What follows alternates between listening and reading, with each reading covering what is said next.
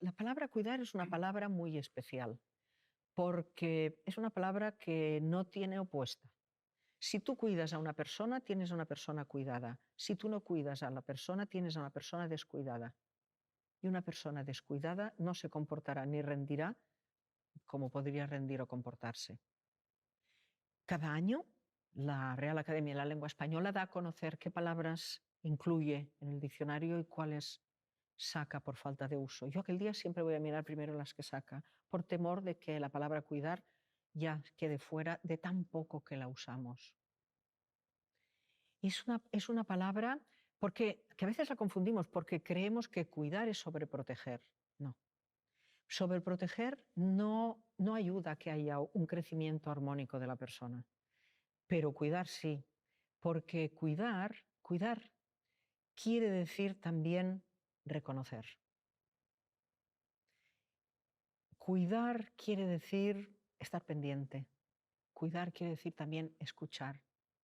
Fíjate que en mis 20 años dando clase en la universidad, el primer día de clase, cuando yo llegaba, a los alumnos les daba los buenos días e inmediatamente después les decía, tomad nota del trabajo que me vais a presentar la semana que viene.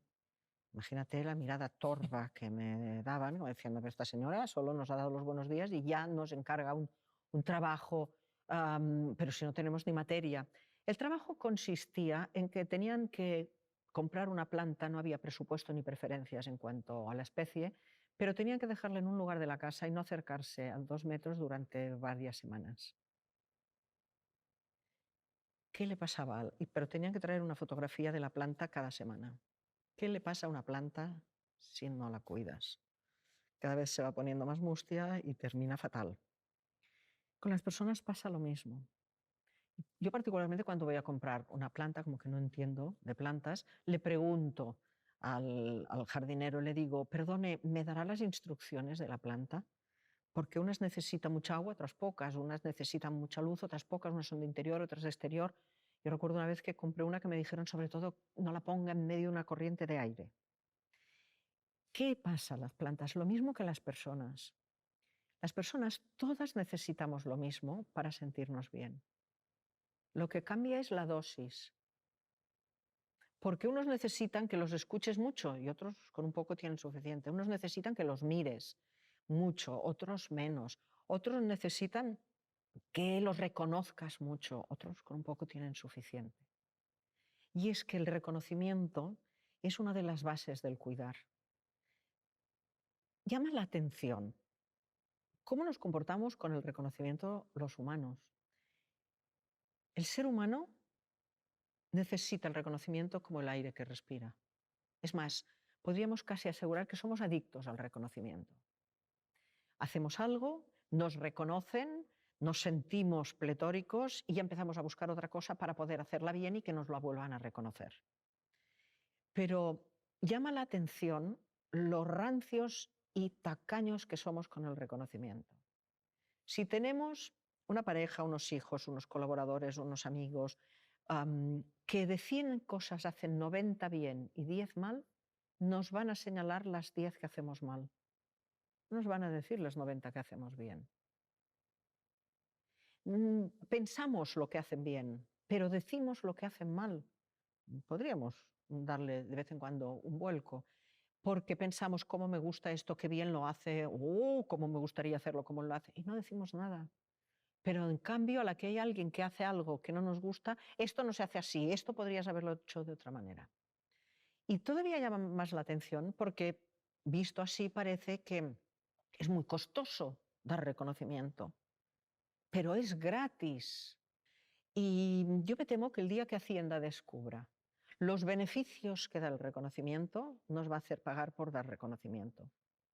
Porque en las empresas en las que colaboro, con las personas en la consulta con las que trabajo, cuando preguntas qué es lo que encuentras a faltar en tu empresa o en tu relación de pareja o el 90% te dicen, no me siento suficientemente reconocido.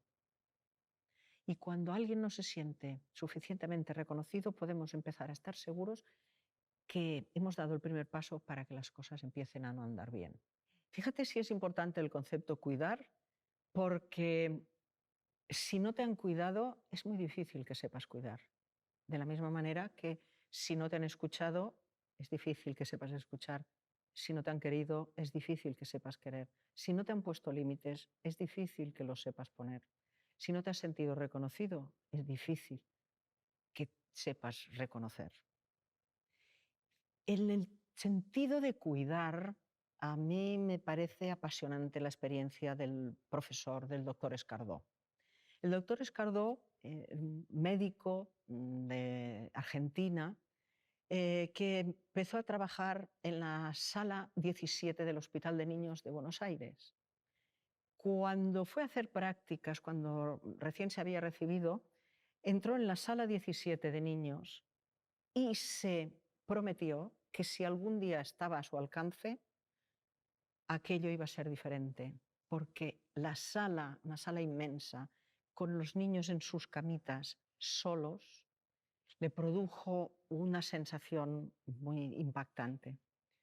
Pasaron los años y el profesor Escardó terminó siendo el director de este hospital, cátedro de la Cátedra de Niños de la Universidad de Buenos Aires.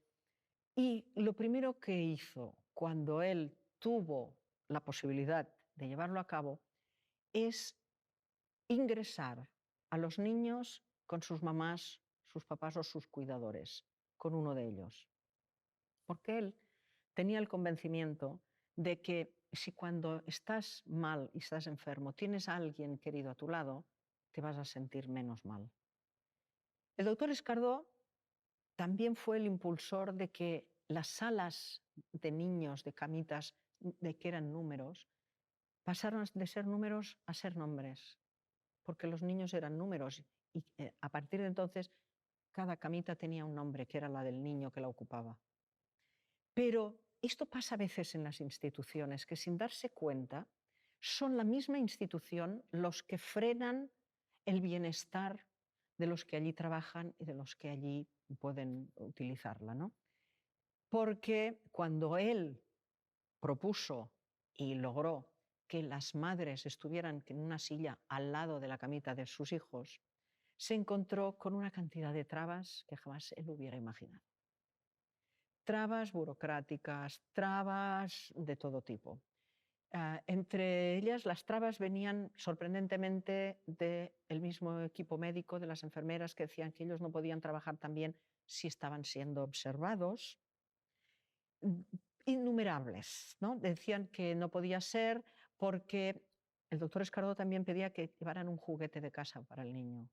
Y decían que no, porque entonces si los niños se cambiaban los juguetes se podían infectar, pero casualmente cuando habían los juguetes y los niños estaban con sus familiares o sus cuidadores, había menos infectados.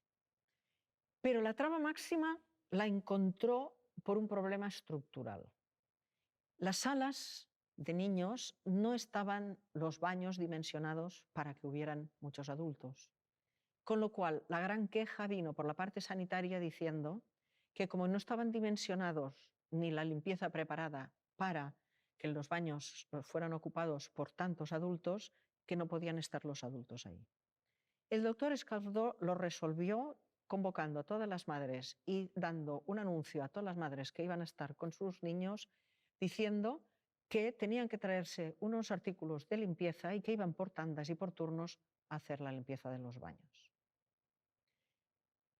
Años después, cuando al doctor Escardó le dieron un premio por ser tan novedoso y tan innovador, en su discurso él solo dijo: innovador, si llevo 30 años intentando hacerlo porque ya me parecía que era esencial. Dio la casualidad, cosas de la vida, que yo asistí a un congreso de recursos humanos y a la hora de la comida, pues bueno, fui invitada a la mesa presidencial y estábamos hablando justamente de que muchas veces las empresas, pues en lugar de implementar beneficios para los que allí están, pues parece que son los que ponen las trabas. Y yo lo asocié con la historia del profesor Escardó y la expliqué. Realmente fueron muy educados porque me escuchaban con mucha atención, pero había una persona especialmente que estaba como emocionada cuando yo estaba explicando esto. Cuando yo terminé de explicarlo, me preguntó, ¿pero usted conoció al doctor Escardó? Y yo le dije, pues mire, no, la verdad, me hubiera gustado conocerlo, pero no lo conocí, pero esto me lo ha explicado un doctor que sí trabajó allí con el doctor Escardó. Y entonces me dice, emocionada, es que yo sí conocí al doctor Escardó, fue mi pediatra y gracias a él yo pude estar con mi mamá cuando estuve ingresada.